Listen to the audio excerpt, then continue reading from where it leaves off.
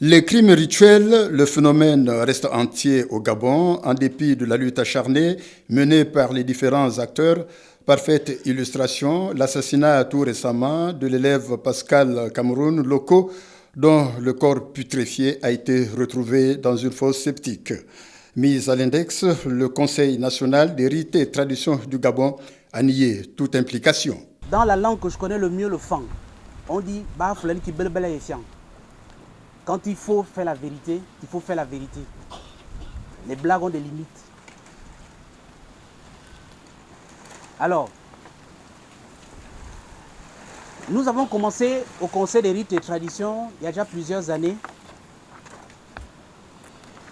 à condamner avec fermeté tout ce qui se passe dans notre pays comme crime de sang, crime rituel. Et nous condamnons toutes les accusations mensongères qui nous sont adressées à nous. Beaucoup de Gabonais ont pu constater qu'il y a eu une campagne qui vise à faire porter à la communauté des Nganga le mal du Gabon, comme si les crimes dits rituels, c'était les Nganga, nous qui en étions les promoteurs. Nous tenons à condamner avec fermeté tous ces propos. Lors d'un point de presse du week-end écoulé, Xavier Junior Ndong a dénoncé une campagne visant à ternir l'image de la communauté de Nganga. Pour lui, les crimes rituels ou encore les crimes de sang relèvent d'une culture importée, d'où d'ailleurs la chasse à ce mouvement aux marabouts expatriés. Le Conseil dit que la dignité humaine, la vie des Gabonais n'a pas de prix. Aucun rite authentique de chez nous ne saurait cautionner des actes barbares. Ces pratiques sont contraires à ce que nous sommes. Ces pratiques sont aux antipodes de ce que nous ont légué nos pères. Ce sont des pratiques importées dans notre pays. Et le Conseil rappelle que le 26 octobre 2023, au rond-point de Nzayon, lorsque j'ai reçu l'autorisation ouvertement de parler au nom des rites et traditions, lorsque le Conseil a été créé, le premier acte d'un communing, c'était d'interdire les marabouts et féticheurs étrangers au Gabon. Le Conseil déplore que beaucoup de personnes à cette époque ne nous ont pas soutenus. Il y en a qui ont rigolé.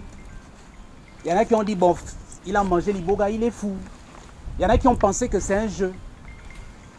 Alors que ce jour-là, très précisément, pendant que je prenais la parole, j'avais indiqué que le Gabon, notre pays, va connaître 3 grandes crises. La première crise était écologique et environnementale.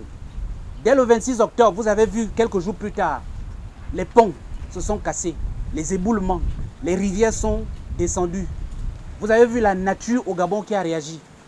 Je rappelle que le 9 mars, nous sommes allés au bord de mer. Nous avons égorgé 9 coqs, les 9 provinces du Gabon. Et si vous avez souvenance des paroles qui ont été prononcées ce jour-là, Nkomeni avait dit ceci: nous scellons les provinces du Gabon afin qu'il n'y ait plus de sang versé. Nous scellons les côtes parce que c'est la porte d'entrée pour qu'il n'y ait plus de crimes de sang. Et nous désenvoûtons nos plages. Mais vous savez ce qui s'est passé après, non? Il y a eu une campagne nationale contre le Conseil des rites et traditions. Parce qu'il y a des gens que ça a dérangé, qui sont amis avec les féticheurs du Bénin, avec les féticheurs d'ailleurs, qui se sont associés pour faire du satanisme au Gabon. Pour prétendre à l'ascension sociale, plusieurs personnes ont souvent recours aux crimes de sang. Le Conseil national des rites et traditions du Gabon, convaincu que la vie humaine est sacrée, promet d'en faire son cheval de bataille.